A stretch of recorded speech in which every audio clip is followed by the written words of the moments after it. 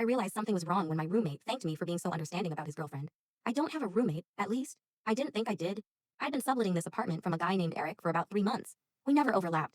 That was the whole deal. He worked night shifts, I worked mornings. Rent was cheap, place was decent, and honestly, I liked not having to deal with another person.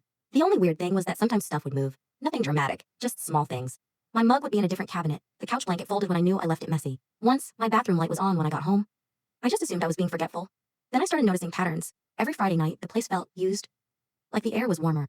Trash cans slightly fuller. One time, there were 2 wine glasses drying on the rack, even though I hadn't been home the night before. I texted Eric about it as a joke. You throwing secret parties when I'm gone?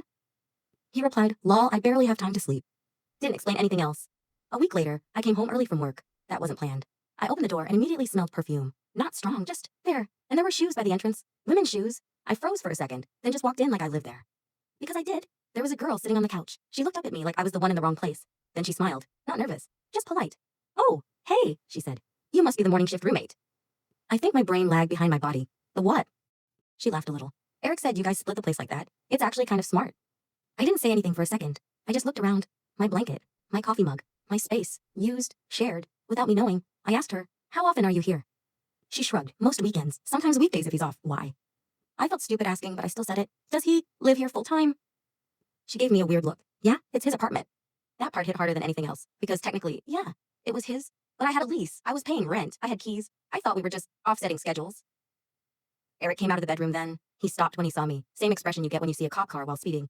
Not panic, just quick recalculation. Hey, he said, casual. Like this was normal. I asked him, why is she calling me your roommate? And he didn't even deny it. He just said, because you are. Turns out, he never actually worked night shifts. He just told both of us different schedules so we wouldn't question anything. To me, he was barely home. To her, he'd been living there the whole time, just around me. The stuff moving, that was him. The wine glasses, him and her. The light, probably them too. I asked him why, and he said, it was easier this way.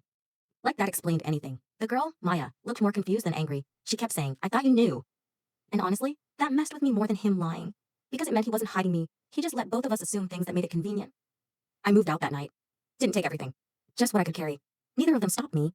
A few days later, I checked the lease again. Really read it this time. It wasn't a shared lease. It was a temporary occupancy agreement. No fixed hours. No exclusivity. Just access. At the bottom, there was a clause I'd skipped. Owner retains full rights to use the premises at any time. I don't think Eric saw himself as doing anything wrong. That's the worst part. Because technically, he didn't break the agreement.